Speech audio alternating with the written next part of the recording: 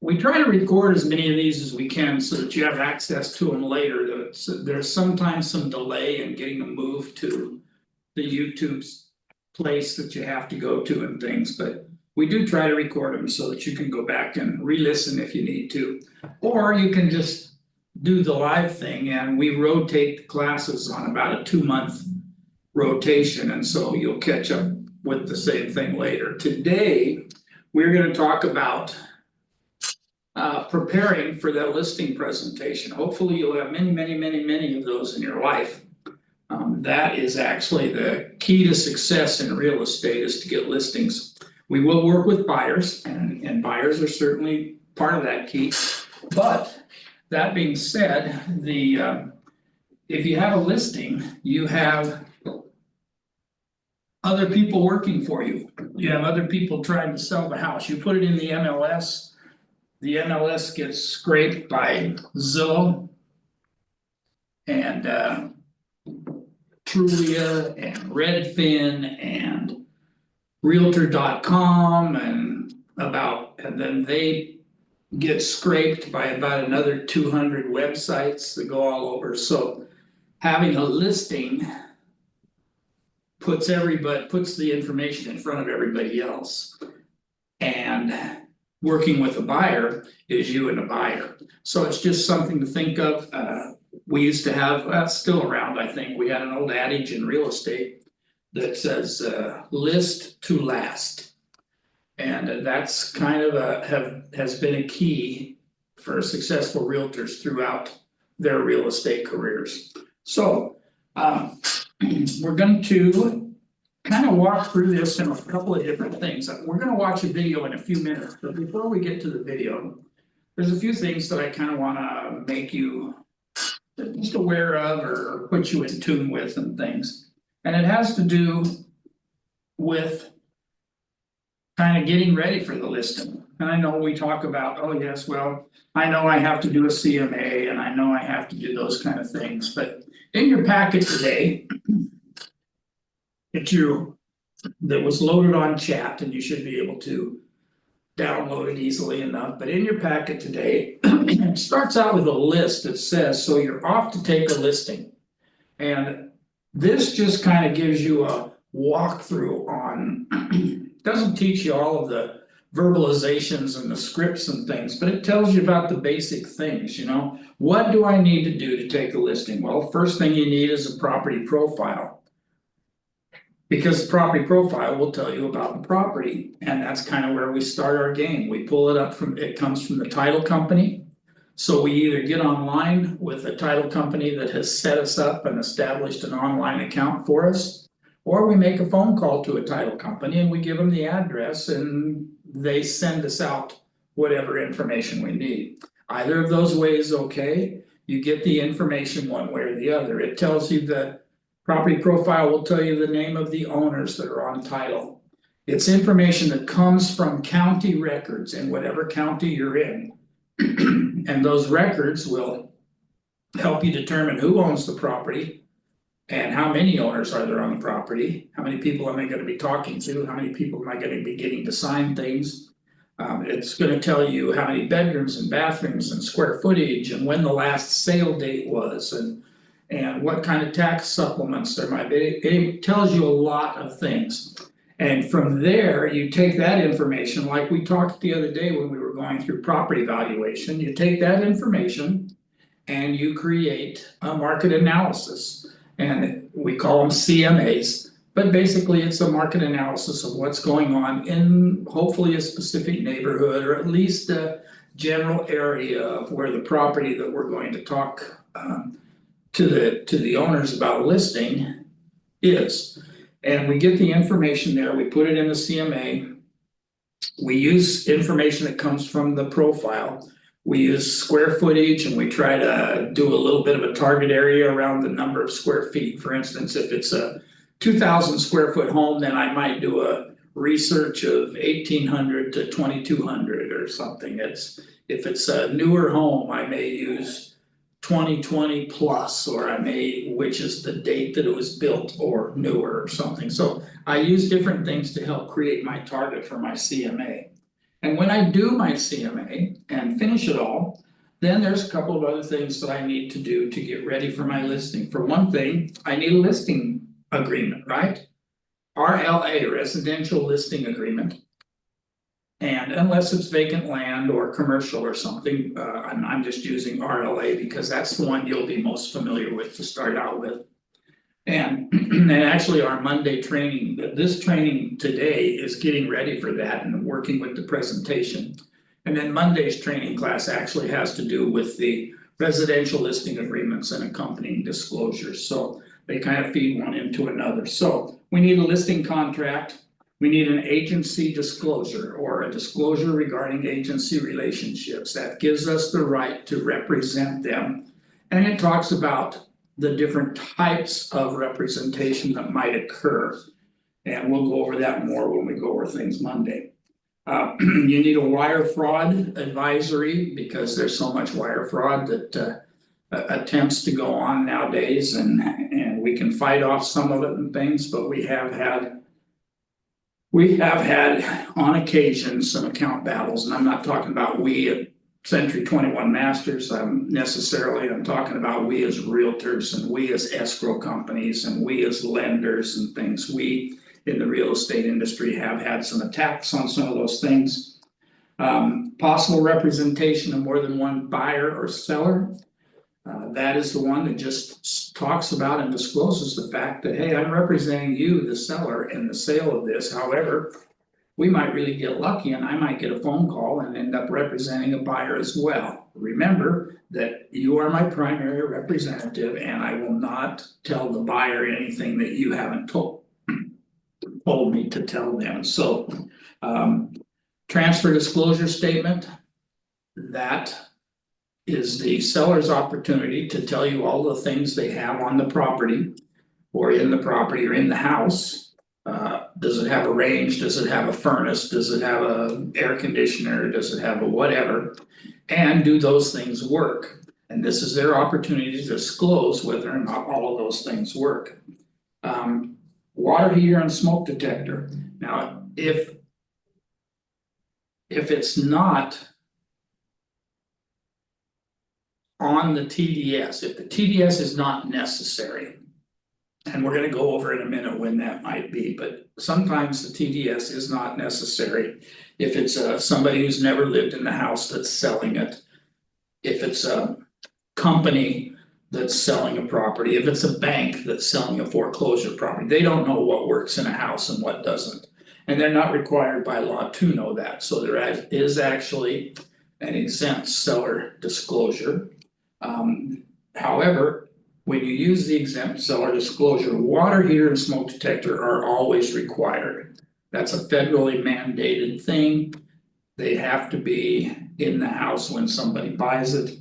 And so if you don't have a TDS, then you do have the water heater smoke detector. And but that doesn't come up near as frequent, so you don't have to worry about it too much, but I wanted to make sure you knew about it. Carbon monoxide detectors, those things always have to be in there as well. Lead paint advisory if the house was built prior to 1978. So if it's a house that's older than that, there's the possibility, it doesn't mean that it is, it just means that it's a possibility that lead paint exists in the house. And if that's a concern to the buyer, then they might want to get whatever inspections are necessary to find out whether or not it actually exists in the house or not when they're doing their inspections. Seller property questionnaire, again, this is filled out by the seller, and again, it's only if the seller is living in the property or has lived in the property or is a landlord of the property or something. But if it's a successor trustee or a company or a bank or somebody else that's selling the property, they're not required to do the seller property questionnaire, but the seller property questionnaire in itself actually gives the seller an opportunity. People panic about it a little bit and they think, oh gosh, I don't want to say, well, we have to tell everybody everything that we know. That's what we're supposed to be doing.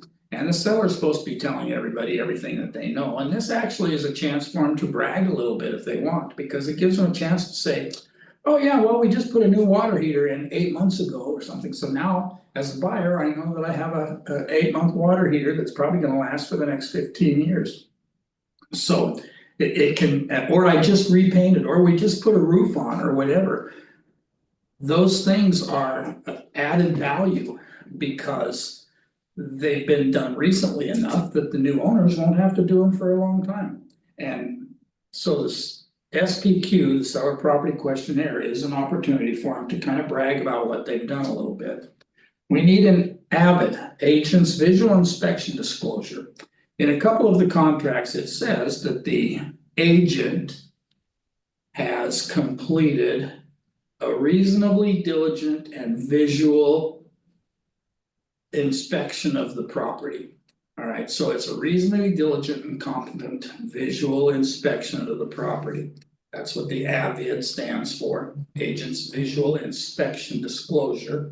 You don't have to crawl around under houses, you don't have to climb in attics, you don't have to go up on a roof.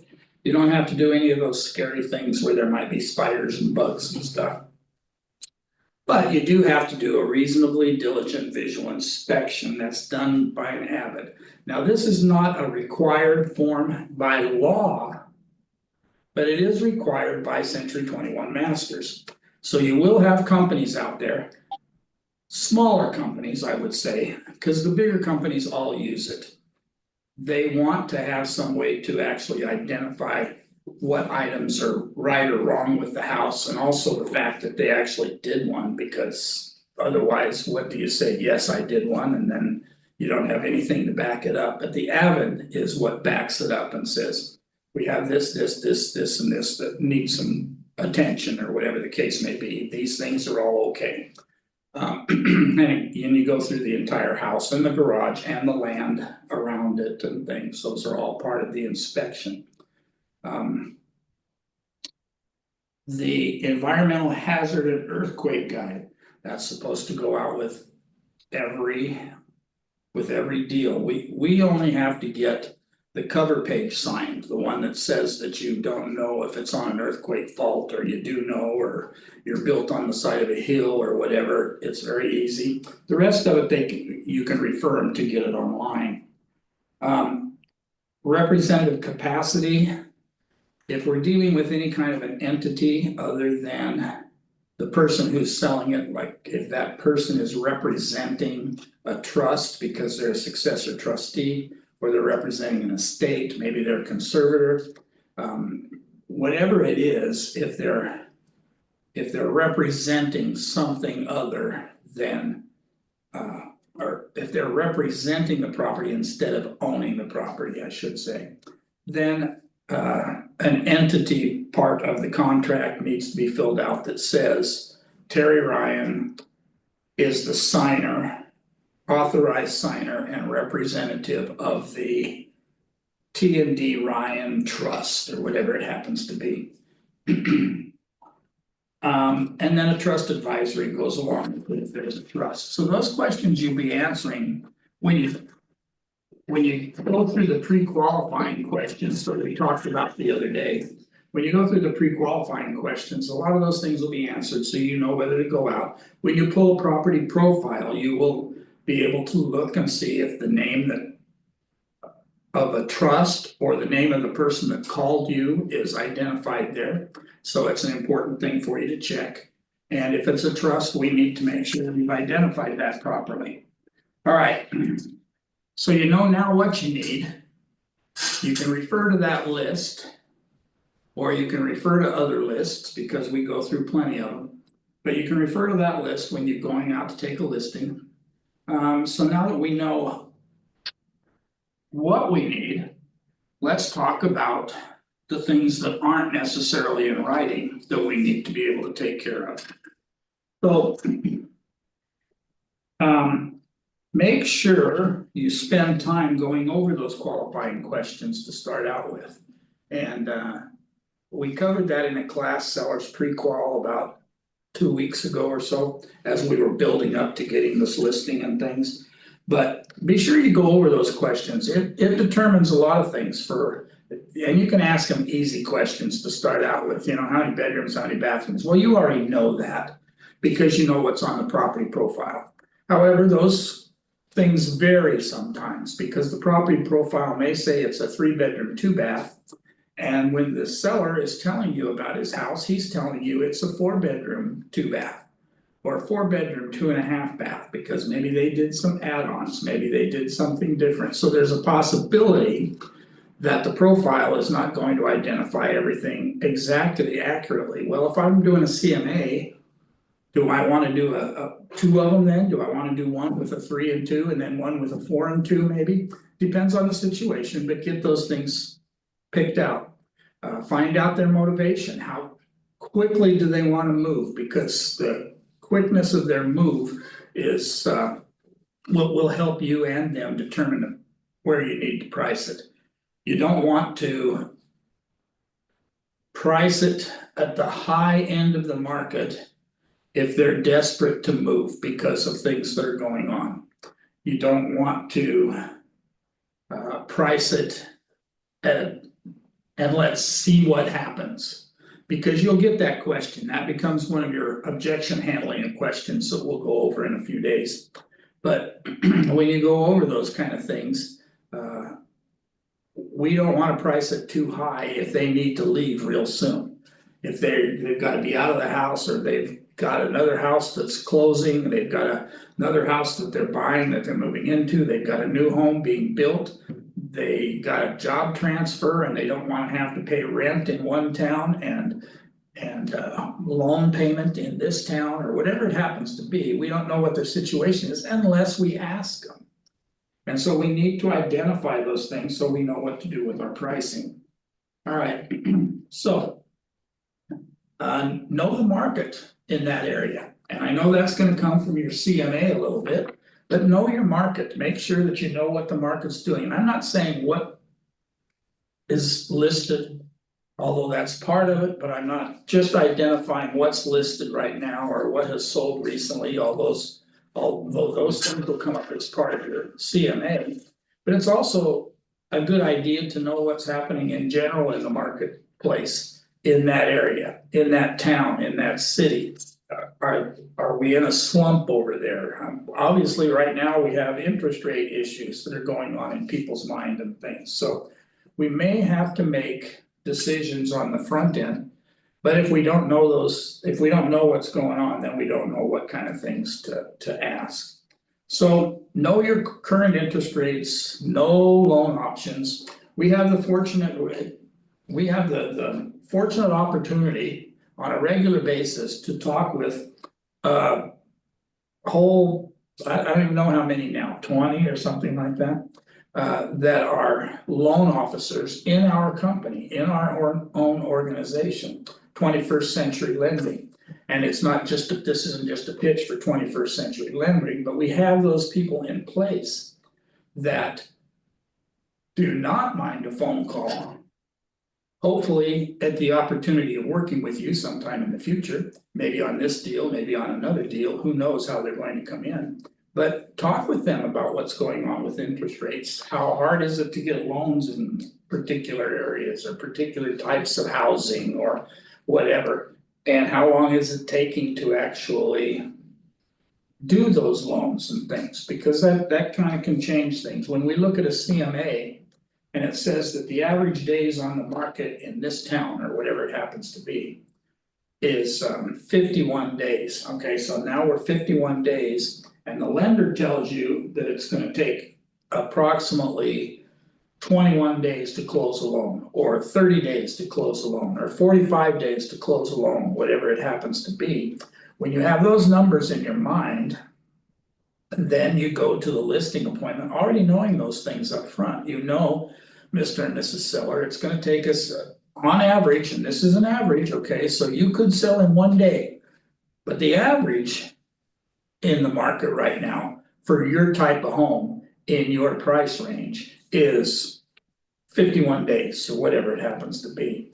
And then on top of that, we're looking at about a 30-day escrow or a 35-day escrow or whatever, based on the fact that the people coming in most likely will have to obtain a loan.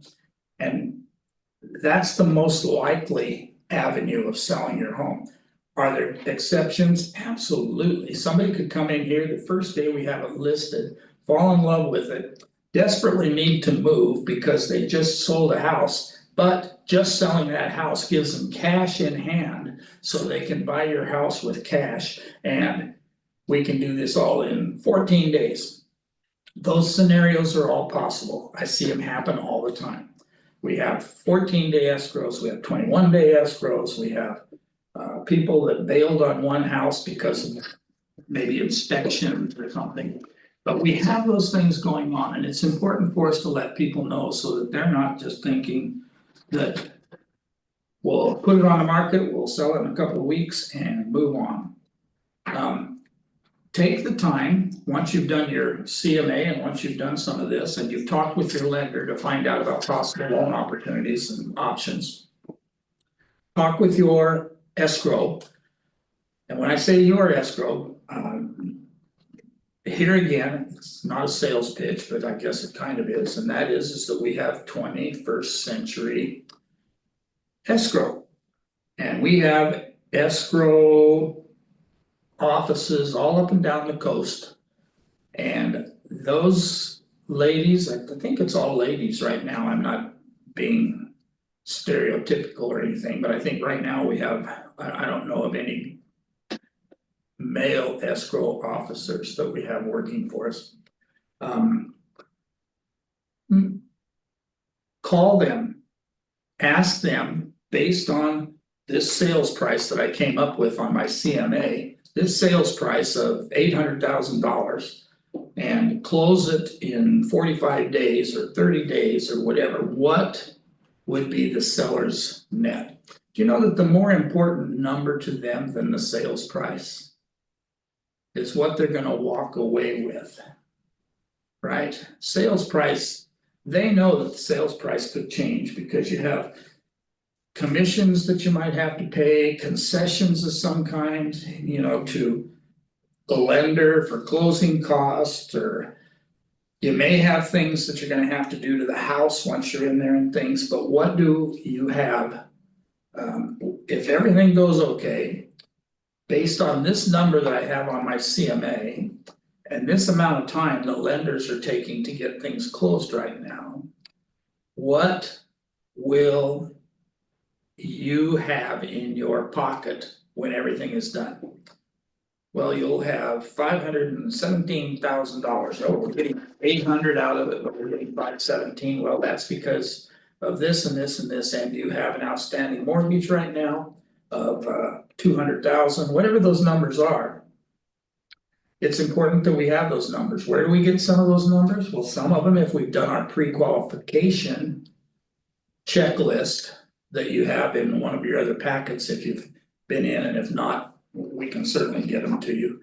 But bottom line is so when you go through those checklists and ask those questions, and it's a real easy thing, is that you're talking with somebody and you're setting up your appointment, whether they called you or you called them or whatever happened.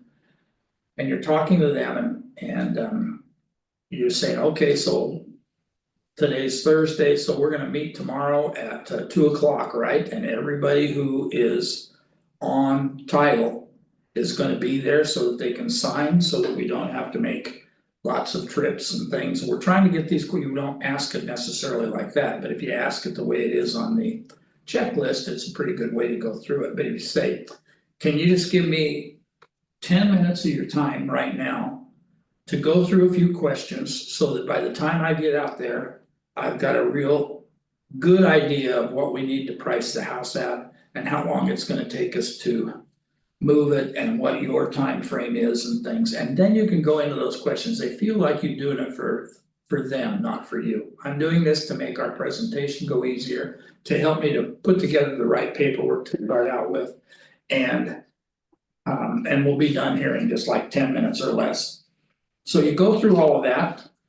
Now you know what paperwork you need, and you have all your questions answered. And last but not least on this part of things is that the more of those things you know, and the more comfortable you are with your presentation, you've put together your CMA and you've actually studied it a little bit, you've looked at the market and you've studied it a little bit, you've talked with a lender and you've gotten information from them, you've talked with escrow and you've gotten a net sheet from them, And and you did your pre-qualifying, your seller pre-qualifying checklist a day ago or something. By the time you go out there tomorrow at 2 o'clock, even those of you that are a little scared or a little nervous to start out with, will come across so much more confidently than you would otherwise. If you go out there with just, well, I talked to somebody in the office and they told me the house would probably sell for around 800,000. That doesn't give you any backup support, it doesn't help you with anything. It doesn't, you don't even exude knowledge, you just kind of go through there and stumble through things. And hope that at the end you can sign. But if you go out there knowing this stuff that we just talked about, and have your paperwork and things most of the way filled out and taken care of. You know, it doesn't hurt you to assume you're going to get the listings. Unless they said when you were having your initial conversation that, well, we're just trying to get some prices right now, and we're thinking about things, and even if they go in that direction. If they are just thinking about it and they're trying to get prices and stuff, if you go out there and you're absolutely confident in what your prices are and how much time it should take them to sell, how much time it should take them to go through this marketplace, what kind of things to expect, what kind of things that are going on in the market that affects people's buying decisions one way or the other. You've taken time maybe because they've done the TDS and SPQ, they won't have done that until after they agree to sell, but at least at that point in time, what do you know now? Well, now you know the things that you have to disclose to possible other buyers' agents to let them know what things are right and wrong about the house. So you have all of that information that you're packaging so that you can make the sale of the property go a whole lot easier. And it only makes sense that the more confident you are, then the more confident and they're gonna be in you, and the more trust they're gonna have in what you have to say. So as you go through this whole process of getting the listing and then of trying to sell the property and things, then when you tell them, I think we need to have an open house on Saturday from 10 to 2, does that work out with your time frame? Well, no, we're having a birthday party for our grandson then. Okay, so that doesn't work. Well, what's a better time? When could we do it? I'd really like to get an open house and get some additional exposure out here. And so you work out those things, but when you're in that position of knowing what you need to do, and you tell them what we need to do to get the house sold, that even if it doesn't sell a month down the road, they still have enough confidence in what you've told them and things because it's kind of fallen exactly on those along those lines, okay? So it's important to know those things. A seller, one thing to remember when you're having these conversations is that a seller wants an agent that not only is confident in things, but they also want an agent that values their opinion. So if they say something about things they've done to the house or whatever, make sure that you're attentive to what they have to say. Look at them eye to eye and face to face, and even maybe make a little note off to the side on a yellow pad or something like that, or something that they had to say that might have been of value. It obviously was of value to them. Now, whether you needed that information or not doesn't really matter.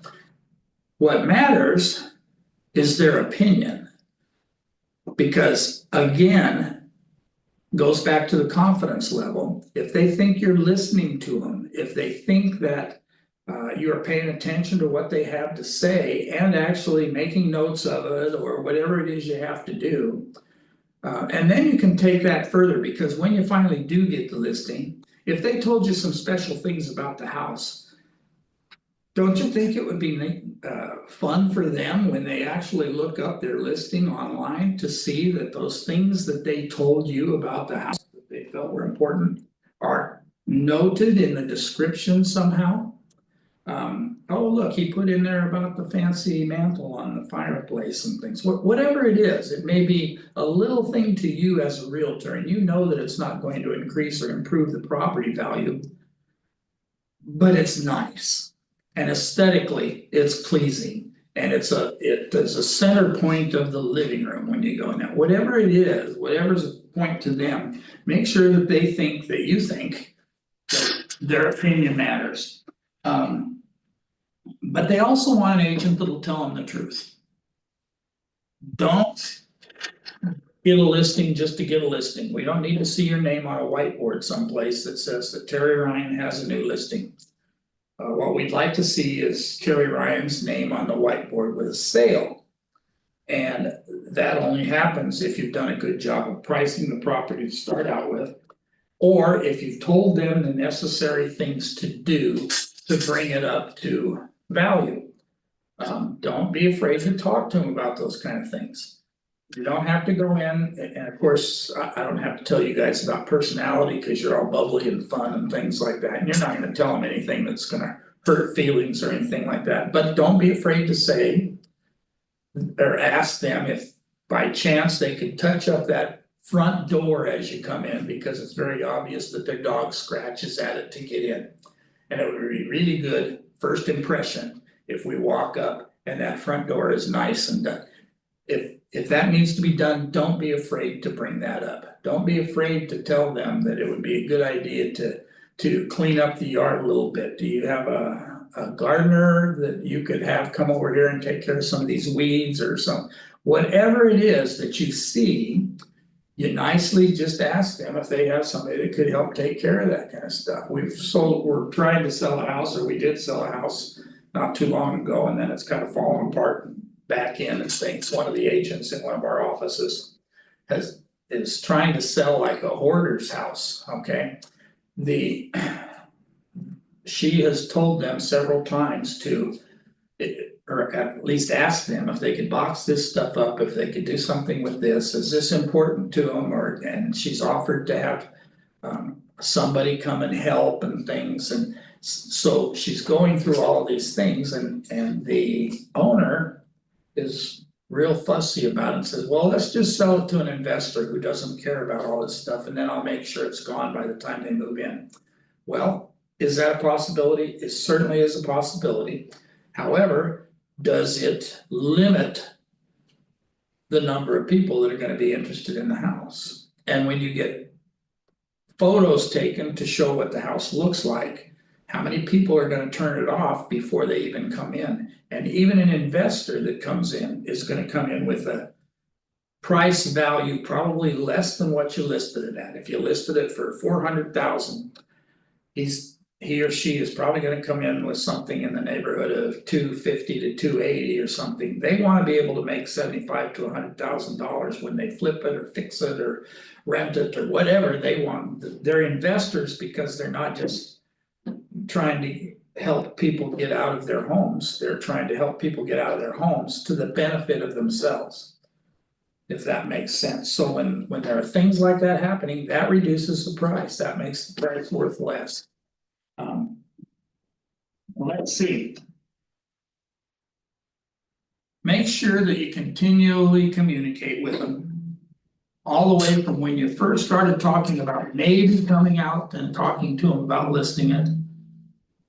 All the way through the sale of the house and things. They want to make sure that you have their interests at heart, and the only way they know that is that if you helped them in the pricing and you helped them with some of the things maybe that need to be done. And by helping them, I mean turning them on to people who can actually fix and repair things. I don't mean that you have to go over there in your paint overalls and take care of things that way, but what they're looking for in all of this that we've been going over, other than that person that's confident and knows what they're talking about, they want somebody, whether they know it or not, they want somebody who's gonna be a calming force in a strained situation. You know, there's anxiety in selling a home. Oh, you know, we've lived here for 20 years and our kids went to school here and little Johnny used to play out, climb that tree out back and whatever. They have an emotional attachment to that home. And they're wondering about what's gonna happen for the rest of their lives, right? We're moving out of this home we've been in for all of these years and things are a little scary. We've got a new job, we're retiring, we're moving to be by our kids, whatever those situations are. There's a level of anxiety there that you need to help them through, so. You need to talk with them regularly enough. To help them understand that what they're going through right now is not uncommon. I know we had a couple of offers on the property, but they were both lowball offers and that's common. We get that a lot of time from investors that are trying to make some money and things, which is okay, that's how they make a living. But we don't have to accept those offers, we can consider them and maybe counter them or maybe just. Tell them no thanks, we have all of those options, this is still your house. So we just need to calm them through the entire thing, you know, somebody came and left the front door open.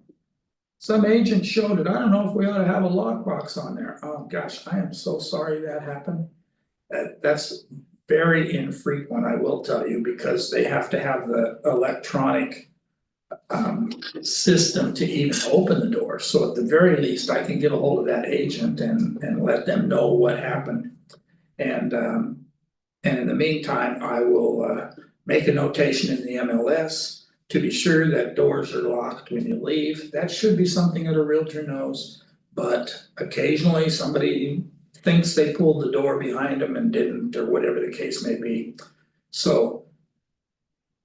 Let's just move forward at this point in time, let's not worry about the lockbox, I'll find out who that person was and see if they have any rationalization for what they did. But. So see, it calms the situation, it's not, oh my gosh, I can't believe that happened, that's a crappy realtor, I don't know who that was, and it doesn't do any good to get on that side of things. We have to be. What I said just a minute ago, we have to be the calming influence. So can you provide that? Can you provide that calm in all of the situations that are going on in their mind? That's already filled with anxiety, they're having to explain to their high school daughter that they're moving at the end of this current semester. And yes, you're gonna have to leave your friends, cause we've gotta move to wherever. I have without going into a long story, I have I have a family that lives in Las Vegas, relatives. And they lost a job in Las Vegas. Got rehired right away, but they got rehired right away in Utah. And so they're moving, they're in the throes right now of putting their house on the market in Las Vegas and getting ready to move to Utah and things. And a couple of granddaughters. I mean, they're not in favor of this move at all. They're looking, they would rather stay in Las Vegas and live with somebody other than their parents, which you know that wouldn't last for long, that's just their mindset right now. But there's already anxiety there, there's already pressure to find the right place in Utah. To get somebody to buy their house so that they can actually make that move. And then do I even know where I wanna live in Utah, because I don't know that city that well. So maybe we just wanna rent for a while, so now we're looking at a potential for 2 moves. And you can just see how in their conversations. That they're having with me, and of course, I'm not a realtor in Nevada or Utah, so I can't really help them very much, other than to try to calm the situation. And if I can ease their mind a little bit, then I've done more than what a lot of realtors will do. So be that calming force in this already strained situation. And know your stuff going in, all those things we talked about just a minute ago. You do the seller's prequal, you get their motivation, you understand how quick they have to move or why or if or anything else. You've done your work on putting together value for the property. You've gotten your net sheets taken care of, you've found possible loan scenarios. And you go out there with all of this information and at the same time maintain that calm. Then they are going to feel so comfortable dealing with you that almost anything you say is just going to carry pounds and pounds of energy and insight while they're trying to make all these tough decisions. So now for a few minutes, we're going to listen to Mike Ferry Organization, Mr. Tony Smith, who is on here patiently waiting. Have you noticed he hasn't moved the whole time we've been on the screen? He is so patient. Anyway, so he is patiently waiting, and I'm going to turn him on now, and we'll listen to him, and then we'll talk for just a couple of minutes on the other side and kind of recap some of what he has to say. Is there concrete and mud and dirt and rebar and dust everywhere, or are you getting this thing ironed out? We hope you are really starting to understand this slab of concrete that we're trying to build for you.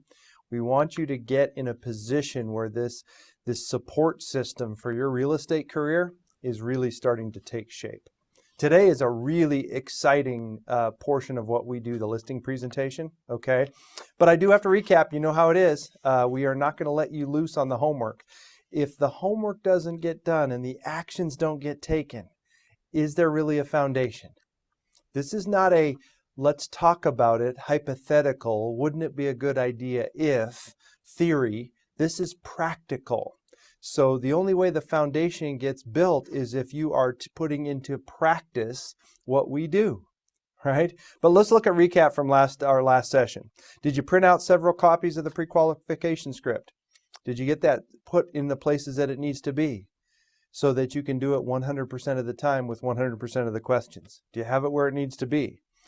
Have you set up the practice and role play of the pre-qualification script with your role play partners every day?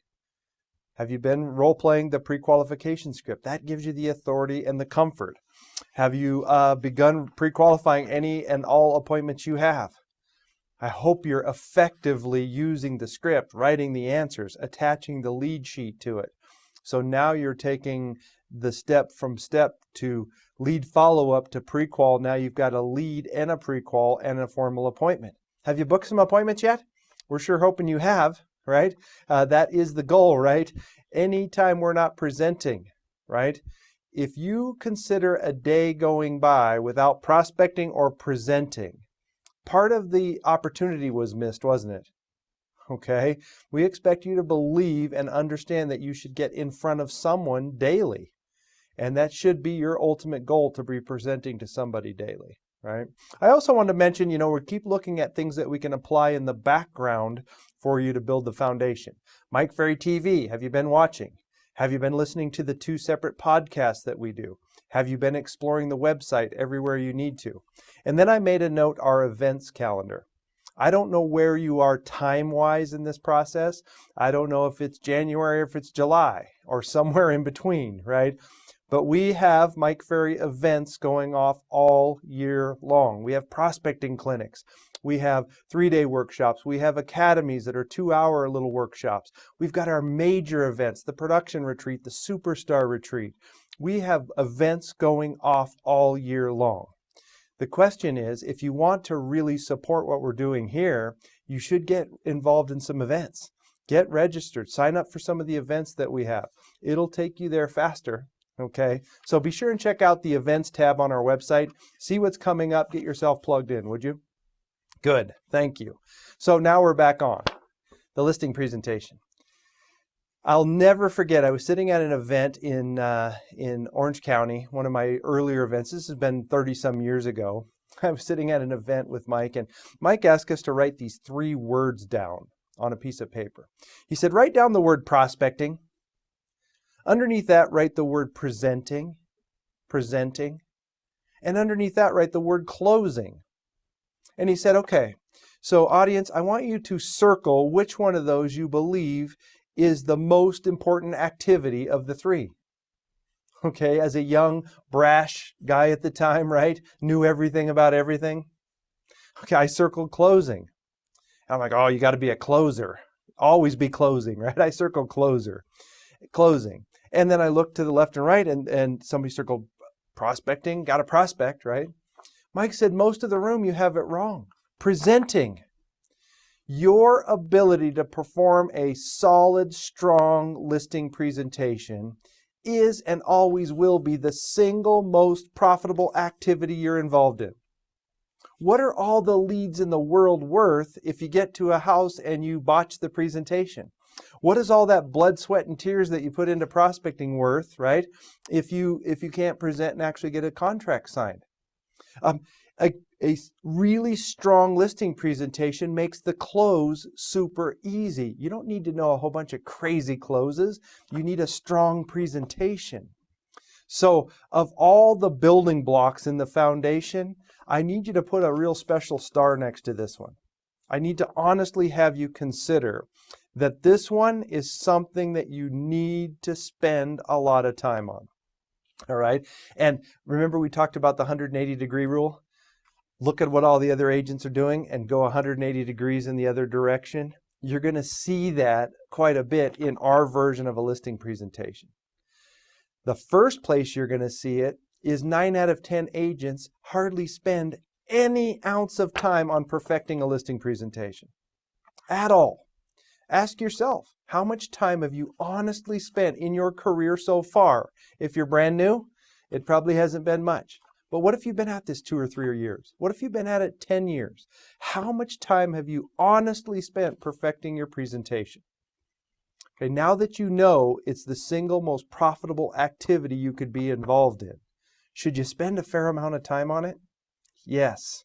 Okay, now that's on your shoulders. You're going to have to spend the time. I'm going to show you why. Okay, but there's no way around it. You've got to spend the time developing a strong presentation. All right, so let's look at some points. We want to go through a series of points that we've got about you developing a strong listing presentation, shall we?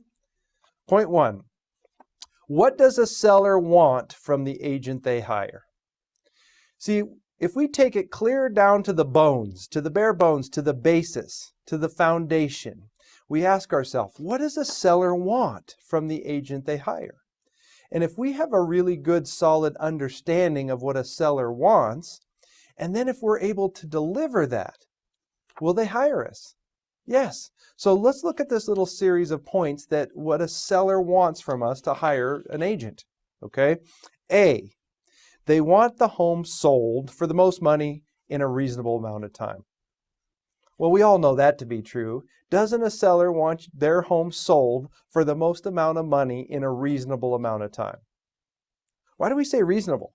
Well, if you sell the house in 30 seconds, is it natural for a seller to think, uh-oh, did I get the most money possible? It's sold so fast. And then at the same time, if it takes 10 months, are they concerned that they've hired the wrong agent? Yes, right? So a reasonable amount of time. Is that realistic? Should a seller be able to expect that? They should. B, I wrote down. They want to see our expertise and then tell them what it takes to get the home sold. They want to see our expertise and they want us to be able to show and tell them what does it take to get the home sold. That's what they're hiring us for, is for us to know what it takes to sell their home. All right. In your workbook, you have something called the plan of action.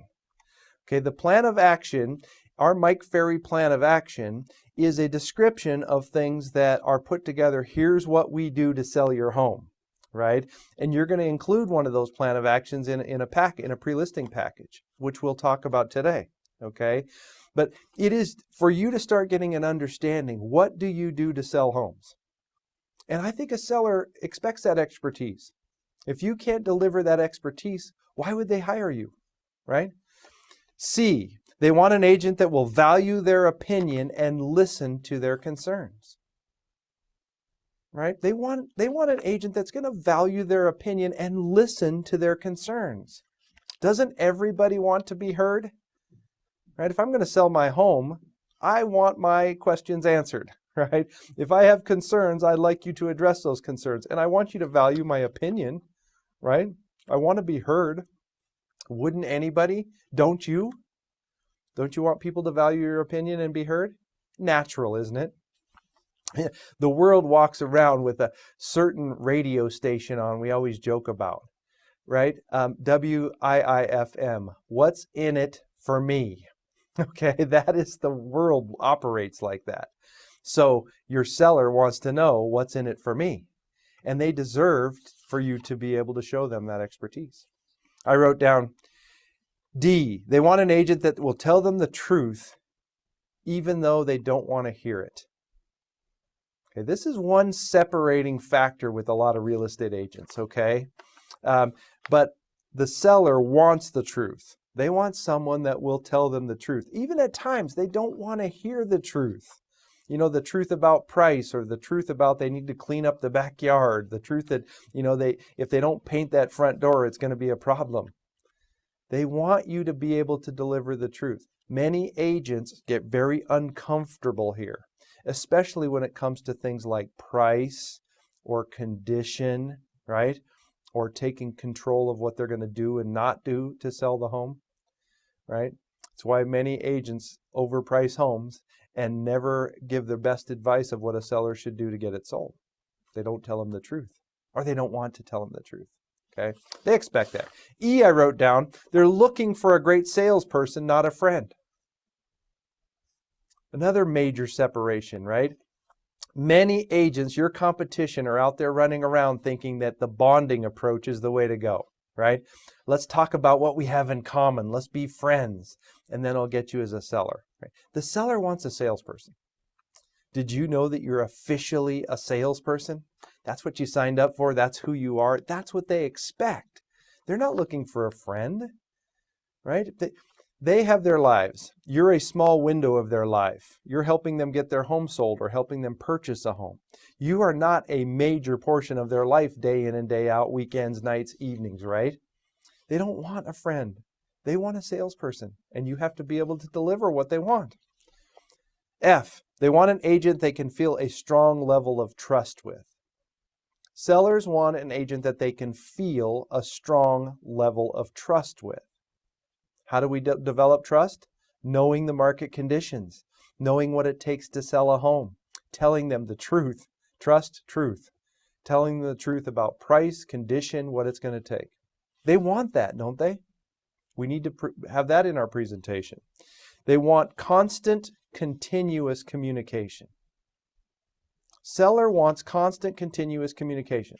Do you know what the number one complaint is that the public, people out there in the world, have with us real estate agents? Lack of communication. The number one complaint. I never heard from my agent. Boy, they signed the contract, took off of the driveway at 100 miles an hour. I never heard from them again, right? You have to be able to supply constant, continuous, good, solid communication. I know you can do that.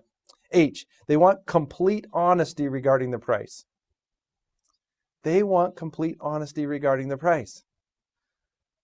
It's hard. They don't like it, but they want it. Okay? Our presentation is designed for you to be able to deliver that. All right? I, they want an agent that knows about the best interest and feel like they have their best interest at heart. They want an agent that knows what the best interest is. What is the best interest for you? The proper way to present the home, constant communication, telling them the truth. But they need to feel that you have those best interests at heart. Right? They need to know that you're on their side. Okay? J, they want an agent who understands the market better than anyone else. They want an agent who understands the market better than anyone else. It's one of the reasons they hire you. If you don't know the market conditions, right, what's going on, that's a little red flag if I'm a seller. You need to know, right? And then the last one I wrote down, they want an agent who will be the calming force in a very emotional situation. They want an agent that's the rock, the person that's calm. They're emotional. They're packing up the pictures. They're having to walk by, you know, those little lines on the door jamb of their kids' heights. It's emotional, isn't it? They're emotional, but they want you to be the calming force. They certainly don't want you to be the emotional one. Right? You need to become that calming force in the situation. That's what they're looking for. Okay? So now we know what a seller wants. Can you provide it? Yes. We have to be able to provide it in a way that they can accept it. All right? Major point number 2. This is the hardest one right here. This is one of the hardest ones for many agents to accept. Major point number 2. You must accept the fact that it has to become a canned, scripted presentation. If you ever want to be a great presenter, you have to accept the fact that it needs to be canned and scripted presentation. Don't fight it, okay? The hardest part of my time as a speaker and a coach for Mike for 30 years is understanding and seeing an agent over a long period of time, watching their income go up and down and up and down. Make some money, give it all back. Make some money, market goes down, give it back. And to see an agent do that for 10, 15, 20 years because they won't accept a canned presentation. Boy, it's just hard to watch, okay? I'm going to ask you right now, as somebody that's building a foundation, hear these words. It needs to be canned. Okay? The most highly paid people in the world have canned presentations. The best actors, the best musicians, the best artists, the best comedians, the best performers, the best business people. They have canned presentations. And then the ones that don't are usually the amateurs. Okay? Professionals have practice presentations. Amateurs do not. Please accept that today. Okay?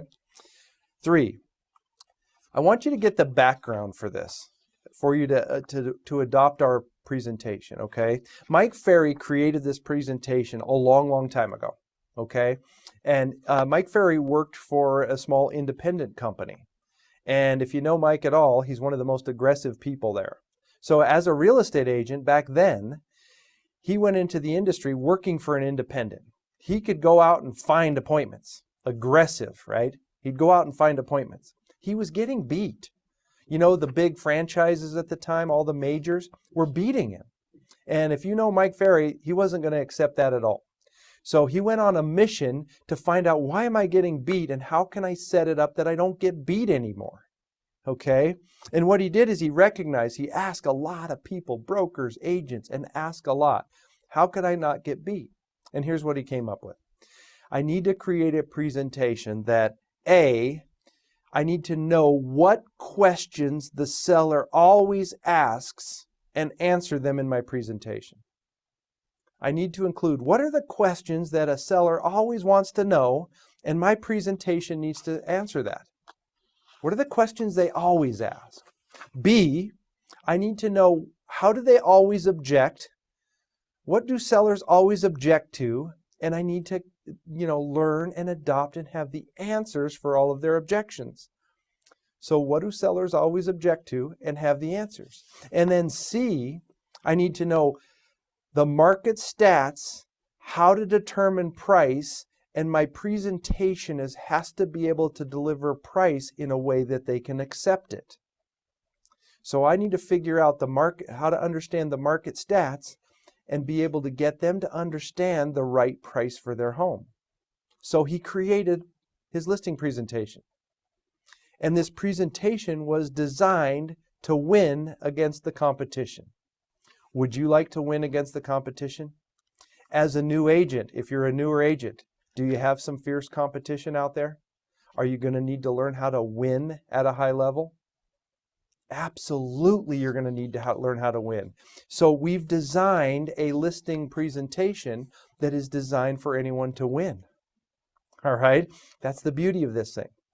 The other beauty of it is we've designed one presentation that works for everybody. This presentation is designed, it'll work for a first-time seller, a mid-range seller, a high-priced upper-end seller. This presentation is one for all. So you only have to learn one presentation. You only have to master one, okay? And then the best news of all, okay? Point number 4. We have put this entire presentation into what we call the Mike Ferry's 5-step listing process. Okay, it's a 5-step listing process that is designed for you to win. Okay, and that's what the real beauty of what we've done is. Okay, so I want to go through the 5-step listing process for you so you can understand winning.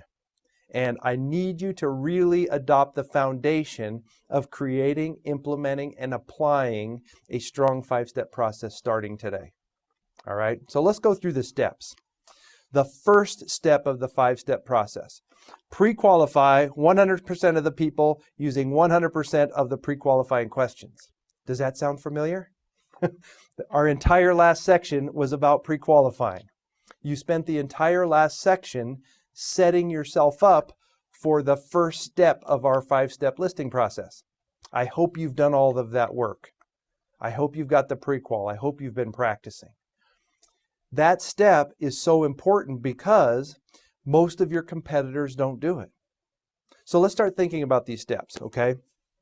You have a listing presentation. Is it pretty safe to think that they have others that they're considering? Yes, the sellers are considering others. You're probably competing. If they have an appointment with you and they have an appointment with another realtor, is it also safe to expect that they see you at equals at that moment? Well, if they set an appointment with you and they set an appointment with someone else, you were good enough to get an appointment. So they must see you somewhat at equals, right? So you're equal. Equal. We ask you to take step 1. It's to pre-qualify 100% of the people using 100% of the questions. Your competition won't do it. You're one step ahead. Okay, you're stepping ahead. You're already winning. You're one step ahead. The first step of our listing presentation. The second step is a major step. Okay, mail or deliver a pre-listing package. Mail or deliver a pre-listing package. You've got to get yourself set up, which is going to be homework, okay? Your homework for this section is to create and get your pre-listing package put together, all right? What should be in it? Let's look at what should be in it. What should my pre-listing package include? It should include a list of 4 or 5 personal references with their names and phone numbers. 4 or 5 personal references with their names and phone numbers. Well, I'm brand new. Okay, did you have an old boss that thought you were great at what you do? Do you have friends that think you're very responsible and you're a good person? Did you have people that you know in the real estate industry that would write a reference for you? If you've been at this for 2 or 3 years, you improve your references as you go along. Okay? The next thing in your plan of action, or your pre-listing package, is your plan of action. So included in your package is a plan of action. We need to have you create that. If there's anything else you do or that your company tells you to do that you've decided to do to get someone's home sold, it should be included in there. Okay? And then if there's anything in our plan of action that you're not going to do under any circumstances, it shouldn't be in there, should it? Because we don't want you to mislead a seller in any way. Tell them the truth. Okay? Now, there's one part of our plan of action that I think you should be mandatory. I will talk to blank number of your neighbors. You fill in the blank. I will talk to 20 of your neighbors when I list the home and tell them about the property. Okay, I will talk to 25 of the neighbors and tell them about your property once we've listed it. That should be required, okay? All right, but you have your plan of actions included in it. The third thing in your pre-listing package, a copy of your track record or the company's track record. If you're brand new, your company has these kind of things. What's our track record? How long have we been here? What kind of transactions do we do? What's our history? You include that. If you're getting a good solid track record, include your track record. You know, it's not hard to get a great track record. The average agent only sells 4 homes a year. So as soon as you start getting the 5, 10, 15, 20 homes a year, hey, listen, I'm selling 20 homes a year. The average agent here in town sells 4. It's a good track record, all right? So you include that. 4 on the list, a completed CMA with the suggested list price. Now we want this included in your pre-listing package, right? This is the comps. This is the homes that you've decided to include that are comparable to the property that you're going. Many of the companies today, the MLS systems today, ask your broker. They've got really neat little things that'll help you design a nice CMA. We recommend that you don't overcomplicate things. We recommend that you include like 3 active listings, 3 pending sales, and 3 closed sales as part of your CMA, that comparative market analysis. We want the comps to be clear and clean. We recommend 1 page each. Don't send them 48 comps in some multi-level approach to a CMA. You can really complicate it with the seller. We want very clear comparable properties. We recommend that you look at, what's one that's a little worse than their property, what's one that's a little better than their property, and what's one that's right on the money in your estimation of value. And if you'll see this in our presentation, the actual scripts, we will have you present that CMA live in front of them. But in the pre-listing package, you want to include a really nice, clean, comparative market analysis with the comps. Just don't overcomplicate it. Don't add a lot of extra into what's there, okay? Good. Once again on 5, I'll say it again, the net sheet. We should say, here's the price minus your mortgage, minus title, minus escrow, right? You're going to net X when you sell it for this price. You include that. Isn't that what's most important to the client? How much am I going to get out of this deal? You include the net sheet. 6, you include a completed contract. You include a completed contract, your standard listing agreement that your company use. You include that in there, completely filled out. Completely filled out. Okay, any concerns about this? The net sheet, the comps, the CMA, the completed contract? The price is the price. Is it going to go up because you see it? Is the home worth more when you get there? The home is worth what it's worth. The sooner we understand that the value of the home is the value of the home, the better off we are, and the seller is better off knowing it up front. We'll talk about it in a minute, okay? And then the last thing is all of your disclosure statements, whatever disclosures that your state or company require, right? So you've got this package put together.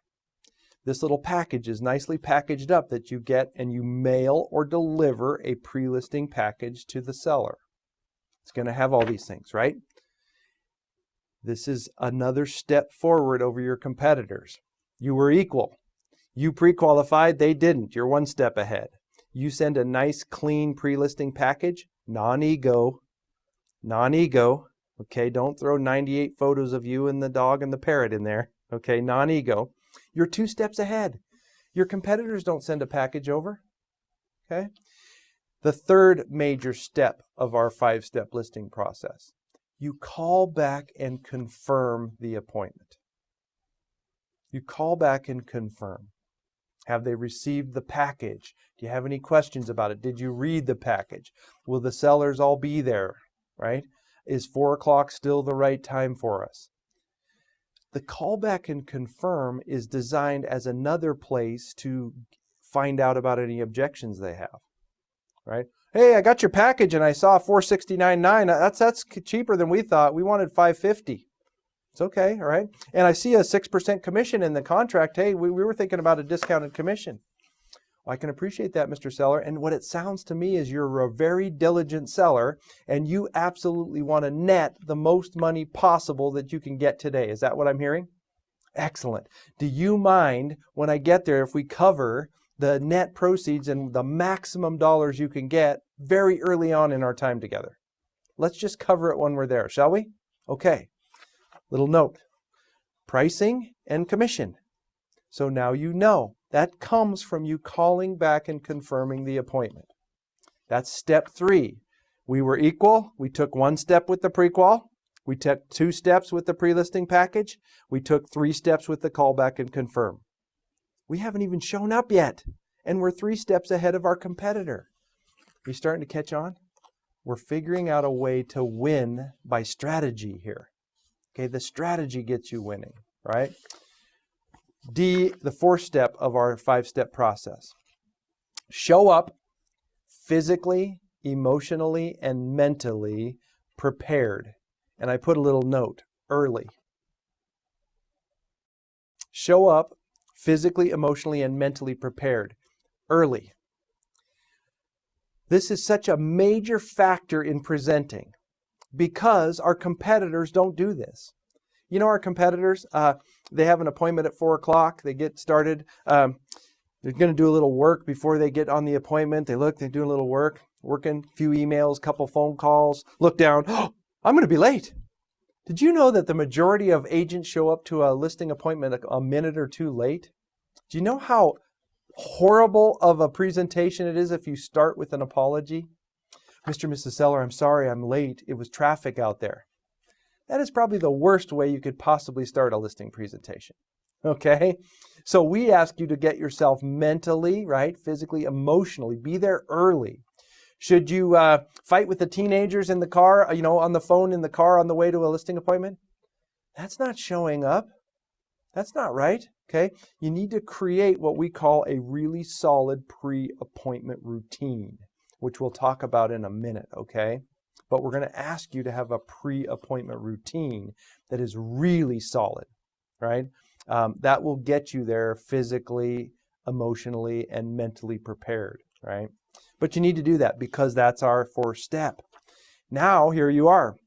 You're 4 steps ahead because you're showing up early, your head's on right, it's game time, show time, ready to go, right? And then the 5th step, the most important major step at the end, you follow the Mike Ferry listing scripts verbatim. You follow the Mike Ferry listing scripts verbatim. All right? Verbatim. Any confusion with verbatim? I mean word for word. I wrote down, read them to the client if you have to. Bring a copy with you. All right? It's better for you to... I have a script. Is it okay? Mike Ferry never walks into a room that he's going to present without a script. The best people in the world have a script, right? The best performers, the best musicians, they have their script. You bring it with you. It makes it so much better. So now, there's 5 steps designed for you to win the listings. Will you adopt our 5-step process starting today? I sure hope so. Let's talk more about it, okay? Let's go on to point number 5. If you think that these steps, these 5 steps, do not apply to you, or that you have a better way, your ego's probably getting in the way. Okay, so really think about this. If you really, as you heard the 5-step system, if you heard our 5-step process that we use and you think, wow, those don't really apply to me, that isn't something I can see myself doing, I think I've got a better way. Okay, one of the things we know is that in the Mike Ferry system, we have been tracking numbers for so long, and we have so many incredible agents that have moved their way from no business at all up through the foundation, all the way up to high levels of productivity, that we have numbers that prove some things. And what we do know is that the agents that use the 5-step listing process oftentimes have some of the best what we would call hit ratios out there. And what I mean by hit ratio is how many listing appointments do you go on and how many listings do you take?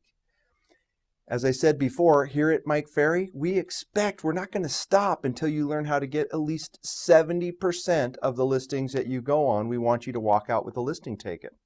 And these steps are a critical, and I mean a critical part of the process if you want to take your business to the level where 7 out of 10 times, 8 out of 10 times, maybe even 9 out of 10 times, you go on a listing appointment and you come out with the listing.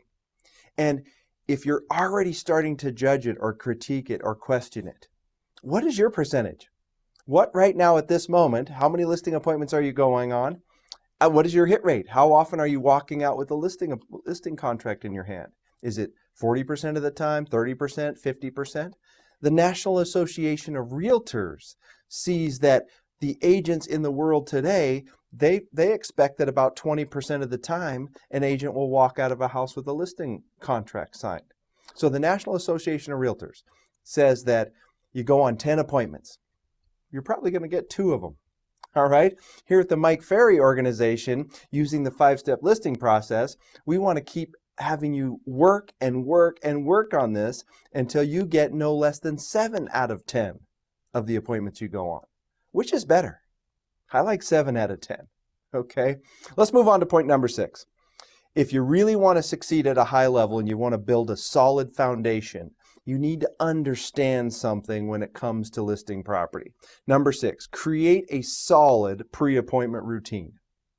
Create a solid pre-appointment routine. Once again, why? Because our competitors don't. So often our competitors are rushing over to a listing appointment. They're 2 minutes late.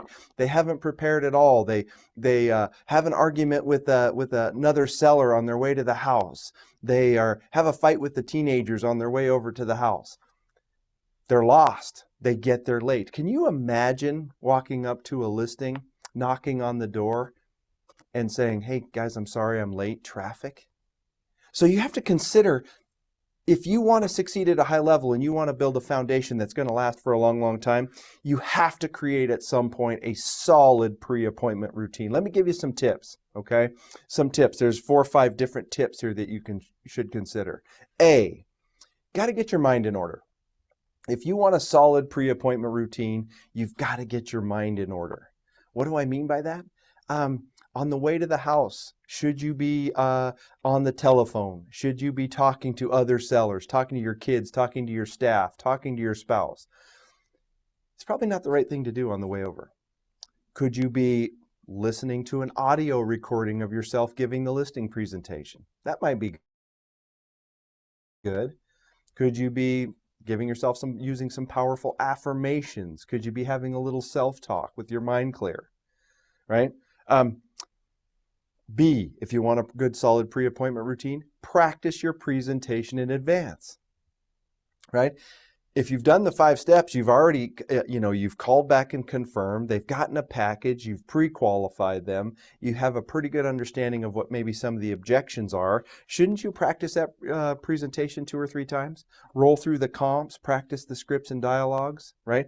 Maybe rehearse the objections that you might receive a few times. That's a good solid thing. If you arrive to the house early, which we recommend getting there 5, 10, 15 minutes early, and you get there, it's okay to sit in the car. It's okay to be in the car in the front of the house and look through your presentation, look through the comps, get yourself mind right. Maybe once again, there's some positive affirmations, right? I'm going to take this listing. I have one job, is to walk out of this house with a listing contract signed. I am going to follow these scripts verbatim. I need high energy and high enthusiasm. Why not have a little self-talk? What do you do walking up to the door? Do you have an affirmation? Why not? This listing is mine. I'm not leaving without a listing. Okay. I wrote down C, looking and dressing professionally. In our industry today, we know for a fact that what we would call the professional dress code is going in the wrong direction. When I first started selling real estate, if you didn't wear a suit and tie to a listing presentation, you were crazy. Right? Nowadays, what do? Show up with a jacket and a rock star t-shirt underneath it, right? Jeans with a hole in the knee. I'll bet you that some of your competitors will be out there in that kind of attire. Shorts, flip-flops. You think it doesn't happen? It happens every day. So do you have your appointment outfit? Do you have that, that rock solid suit and tie, or ladies, that beautiful outfit that you wear that's your rock star listing appointment? It's okay if you don't have a closet full of them in the beginning. It's okay, right? You will have a closet full someday. Mike Ferry, closet full of suits, right? You may not when you're beginning and you're building your foundation. Maybe you only have one great presentation outfit. That's fine, but you put it on, right? If you want a pre-appointment routine that works, you get yourself dressed to the nines. You look sharp, you feel sharp, you're ready to go. Why wouldn't we do that, right? D, ensuring that you have all the proper materials prepared. Take some time for the preparation. So often an agent will, have an appointment at 4 o'clock, 3:30, they go, oh, I got to get my comps together, get my paperwork, shove it all in a bag, right? Head over, it's all disheveled, messed up, right? The paperwork's all in disarray. Do you know how uncomfortable that is when you sit down at the table and you're shuffling around with papers? Maybe you need to practice putting all of your paperwork in your briefcase in a certain way, or in your folder in a certain way, and put them in there so it's all in the right order so you can take it out casually, naturally, professionally in front of the seller. Very important for our mindset. You imagine going and you lose your pen, right? Oh, where's my pen? I got a pen around here somewhere. Where's my pen? That does not set a good environment, right? So you put your pen in the right pocket or in your briefcase, your paperwork's all in the right spot, it's all in the right order. That's, you get rattled at a listing presentation, and where does your mind go? Our job in the 5-step process and getting this pre-appointment routine down is so you dramatically reduce the chances of getting rattled. Now, can strange things happen? Of course they can. But you need to set yourself up to reduce those odd things happening. Okay? And then E, I wrote down, being on time or early. There is so much effect that being late or almost about to be late, you're in traffic, you're driving over, you're looking at your watch. I got 2 minutes to appointment time and your GPS says 5 minutes from appointment, right? Your blood pressure goes up, your anxiety goes up. It's very stressful. If you got to basically almost run through stop signs for the last 4 or 5 blocks to the house, how strong is your brain going to be when you get on that listing appointment? You've got to create a pre-appointment routine that has you there safely on time. What if you got there 30 minutes early? Go drive by some of the other comparables and take a look from the outside. Get your mind right. Take a look at how the neighborhood lays out. Is there anything important in the neighborhood that you need to know? Close to the freeway, close to the schools. Is there anything else you can do? A little research. If you get there early, you can do that. If you get there late, can any of that happen? No. So what I need you to understand is these are important. You got $7, $8, $10, $12, $15, $20,000 on the line. Are you going to take a chance by not having a pre-appointment routine and a 5-step process? You got to give it your best shot, don't you? Okay, so the Mike Ferry sales system is designed to have you win by steps. So take the natural steps and you can win listings more and more and more often. To be a great presenter, you have to understand that first impressions are so critical. The quality of your eye contact. Can you smile? Your ability to nod your head. Have you ever been critiqued on your handshake? You ever shake hands with a wet fish? Boy, that's always fun, right? You ever shake hands with somebody that's a wet fish? Ooh, gosh. You ever shake hands with somebody with that really aggressive grip that breaks the bones in your hand? Those aren't good. First impressions. Are you able to make eye contact with people? Are you able to smile in public? You suited up to the nines. Don't be casual, okay?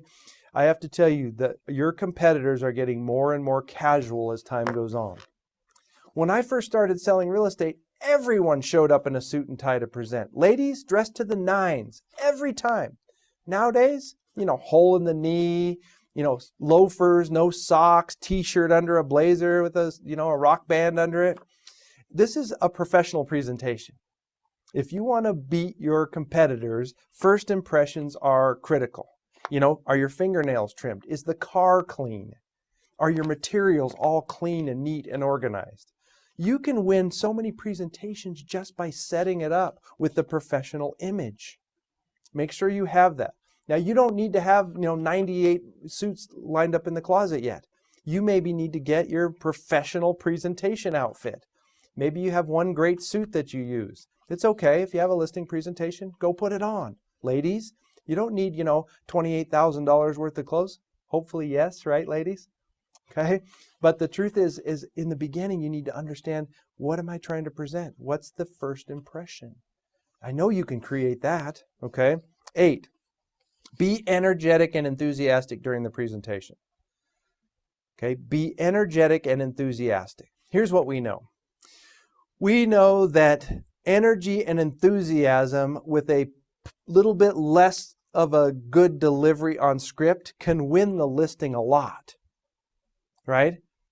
Like your energy and enthusiasm, even if the script is a little rocky and you're a little bumpy and it's not like perfectly delivered, can still win listings at a high level. Imagine if you can put high energy, high enthusiasm, and a masterful script. Now you're rocking, right? Okay? But what doesn't work, right, is low energy and low enthusiasm. Well, Tony, I don't have a lot of natural enthusiasm. Fake it. Okay, you're going to have to at some point learn how to fake enthusiasm because it's required. The seller wants it. The seller needs to have that energy and that enthusiasm coming forward. That's what they're looking for. They expect it. So you need to understand showtime and turn the switch on if you need to turn it on. All right? It's something that many people need to develop, energy and enthusiasm. How would you grade yourself on yours? Can you ramp it up a few notches for a presentation? Please do. The seller deserves it. All right? Number 9. There's a direct correlation between knowing what to say and your ability to show up and do your job. Sellers buy the authority of a canned presentation. Okay? There is a direct correlation between knowing what to say and showing up and being able to do your job. And, the sellers want that authority. A canned presentation gives you that authority. In your workbook is our listing presentation. The scripts and dialogues are all laid out. We have a 1 minute, a 5 minute, a 20-minute presentation. We have all of the objection handlers, which we'll get to in the next segment, okay?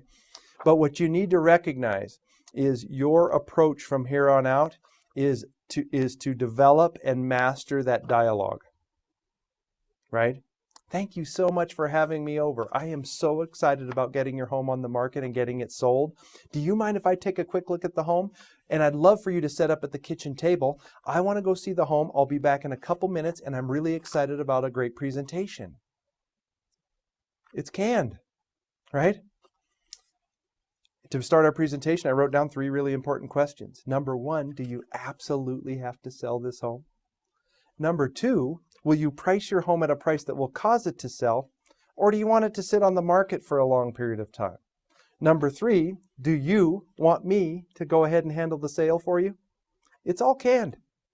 Okay, it's not complicated, but it's all canned, right? So this is where your background work is going to have to kick in, learning those scripts and dialogues. 10, having a strong knowledge of the MLS stats.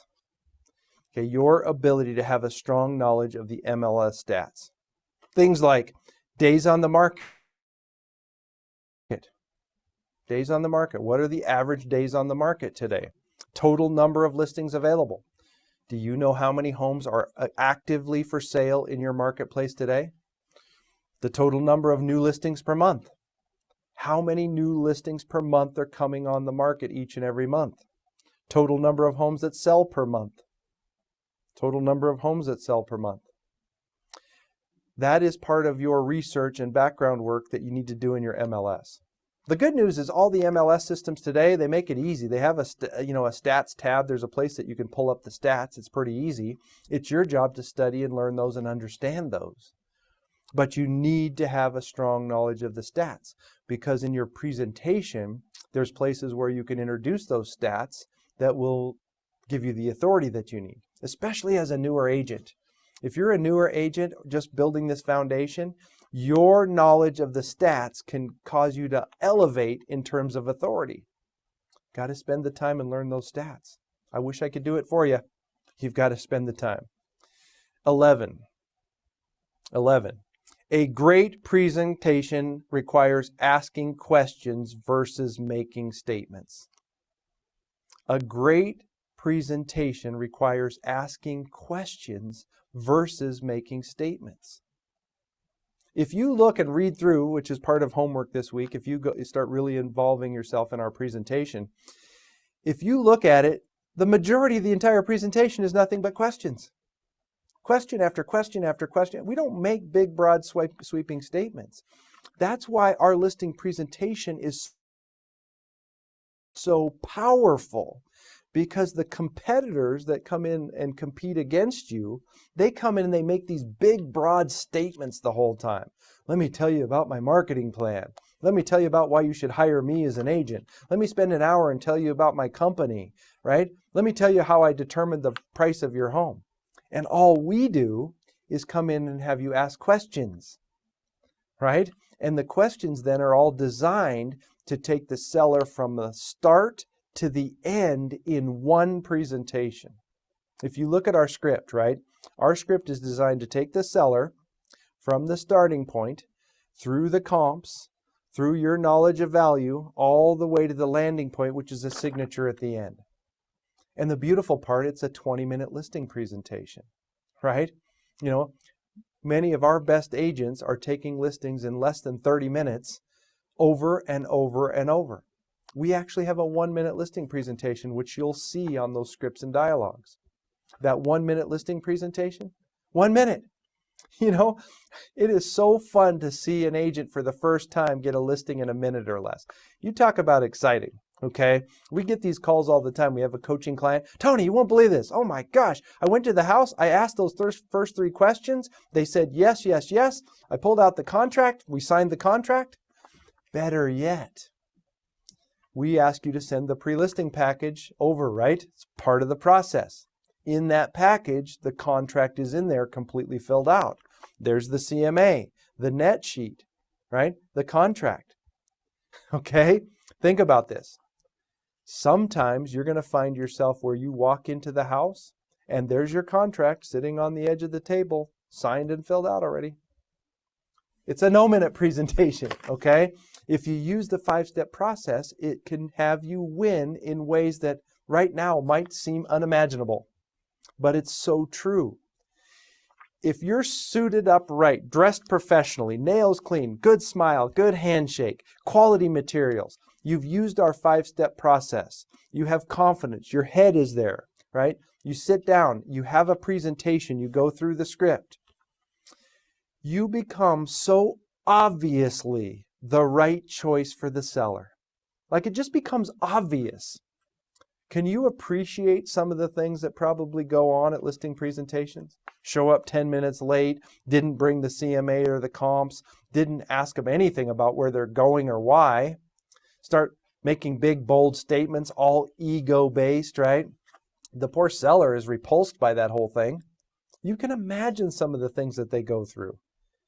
Our design is the 180-degree, the opposite side. We've all heard the old adage, right? Telling is not selling. Questions are selling. Telling someone is not selling. Questions is selling.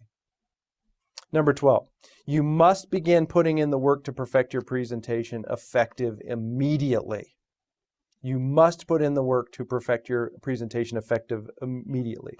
And on 12, I wrote something down, okay? Which is part of your homework too, by the way, okay? From this day forward, you either have a live presentation, which I hope you have one today, a live formal listing presentation. 4 o'clock, you're going to meet Bob and Mary Smith to list their home, right? You either have one of those or you don't. You either have a live one. If you have a live one, of course, you're going to get a chance to practice your presentation from start to finish because it's live. You're using the 5-step process. But if you don't have a live presentation, I'm going to ask that every day you start practicing a presentation. It's so simple to do today. You can set yourself up to practice a presentation. So you take your phone out, you put it on selfie video mode, you prop it up across your desk, right? You set it up, you've got your script in your hand, which we recommend, right? You take this script, you've got it in your hand, you get to read it. Right? Thank you so much for having me over. I'm so excited about getting your home on the market and getting it sold. Do you mind if I take a quick look at the home? Right? You start right there. Now to begin my presentation, I've written down 3 really important questions, okay? Number 1, and you put the video on and you roll all the way through it practicing. Remember, it's really important. Hand gestures, head nods, body language, nodding your head, smiling. That all comes in becoming an expert presenter, right? But you can have high energy, take our script, run through it, you can read it to the seller, and you're going to win at a high level as a new agent with building a foundation. But I want you to practice one every single day. It only takes 15 minutes to practice it. And then I want you to go back and watch it. So you watch yourself. You'll get better and better and better at it every day. Okay? So that work has to be done on your part. I wish we had 30 hours today. We could spend 30 hours on this presentation. All right? Here's the homework. Now this is where it gets tough, where remember you promised me work ethic? You promised you were going to be coachable. You promised that you were going to stay on top of the homework. That begins here and now, okay? Number 1, write out our listing presentation. Get a scratch pad. Take the scripts that are in your workbook. They're all there. Take the listing presentation. Write it out completely every day for 30 days. I want you, yes, it's tedious. Yes, it takes a lot of work. I get it, right? Write it out every day for 30 days. At the end of 30 days, you're going to know more about our listing, the words. You're going to know the words inside out, backwards and forwards. It's almost impossible to not know the words. Okay? Write it out every day for 30 days, starting today. 2, implement 1 live or 1 practice presentation every day you work. So if you work, you either have a live one or you practice. One day you practice with a role play partner. Find another agent in the office, your spouse, your kids, let them be the seller. Practice it once, or put that phone up and practice at least once all the way through. And I mean everything from the pre-qual all the way through the script to the close. Okay? And practice a positive result. Practice you getting the contract signed every time. It'll help your confidence. 3, you've got to create your pre-listing package. Okay, your assignment for this section, you've got to create this package. I need you to get your references, right? I need you to get the company history or your company track record. Get it put together. No ego, all right? I need you to get it set up where you're able to put the CME. Many companies have these tools to help you, where you can put the comparative market analysis in. You need to learn how to do the net sheet and have that there, right? I need you to put together your pre-listing package so you're prepared. We're starting to get appointments now. We need to have you get a pre-listing package either mailed or delivered starting today, okay? It's okay if you deliver it the day before. Hey, I want to stop by. I've got a pre-listing package. I want to put it in your hand. I am so excited about our appointment tomorrow. Would you do me a favor and read every page of that? And I can't wait to see you tomorrow at 1 o'clock. It's okay, right? You've got to get your pre-listing package together. And then number 4, go through our plan of action, also in your workbook, and look at every step of the plan of action and work to understand it and make sure that it's something you do to get a home sold. That is a bunch of homework for the foundation, which is our listing presentation. You've got a lot of work to do in this segment. You're going to have to put your back into it and get the work done. Thanks for your time today. This is a big one.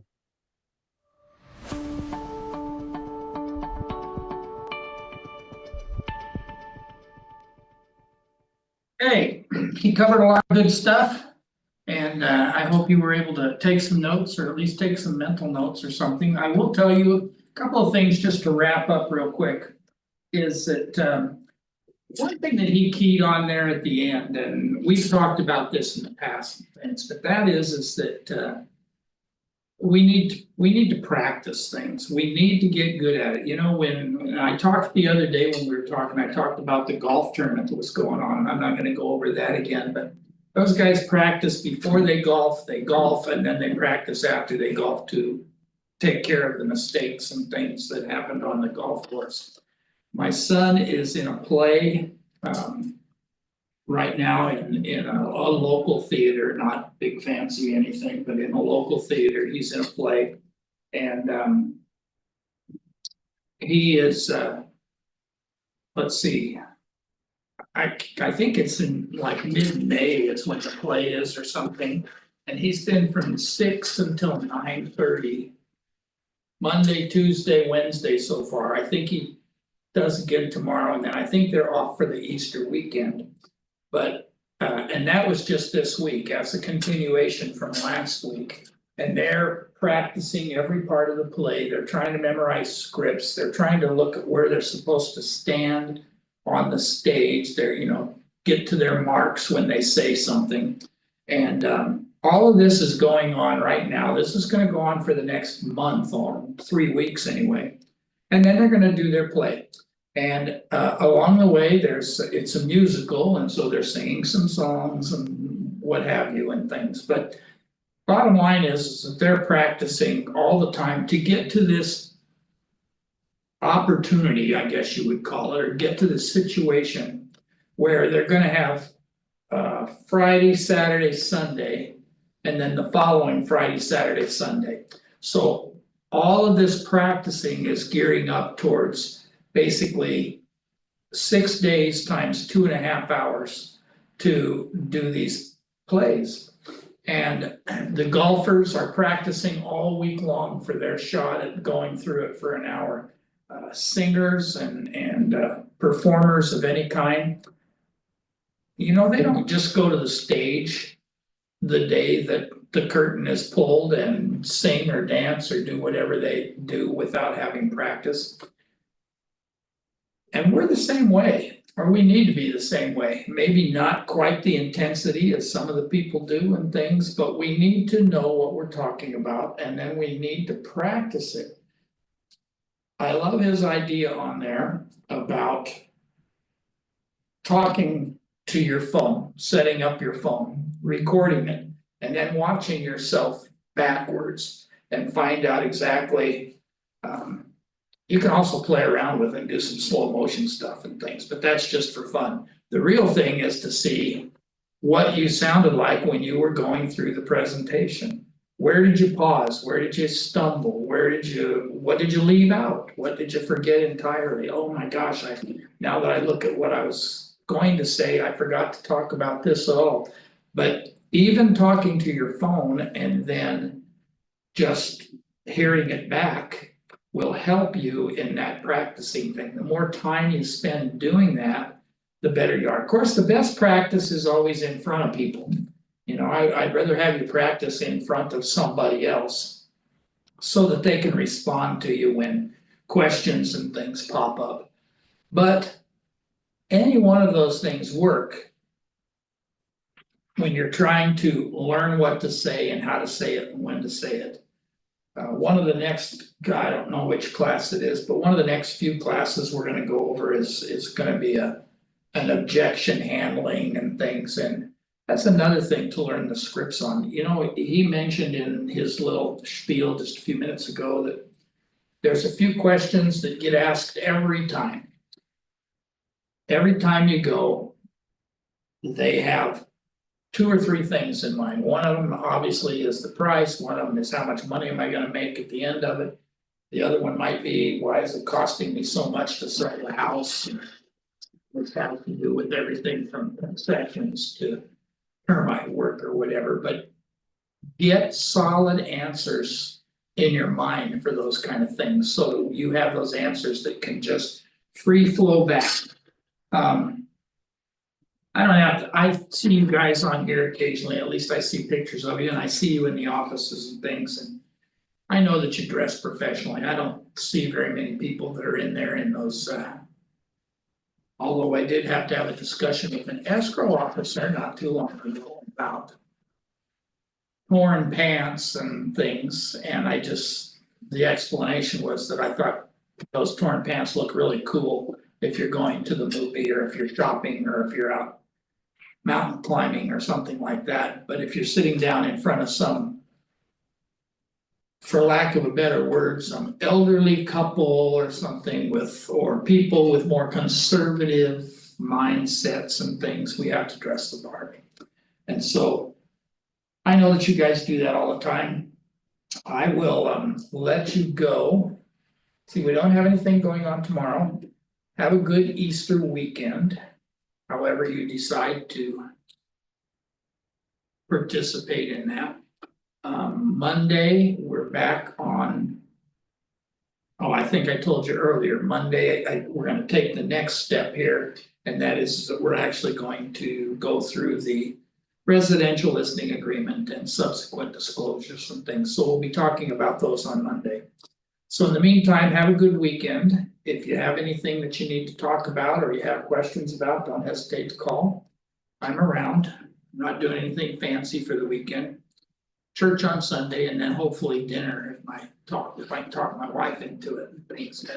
Anyway, have a good weekend. Thank you. Can I text you about something? One of the questions on there? Or, Yeah. or I could just ask you now because some people might need it too. Yeah, just go ahead and ask. Hang on a Okay. second, let me do one thing here first if I can. Take off the recording. That's what I was gonna try to do, but it doesn't wanna let me do that. I noticed that it's on. All right, so your question will be recorded. Just Well, okay. I have a prepackaged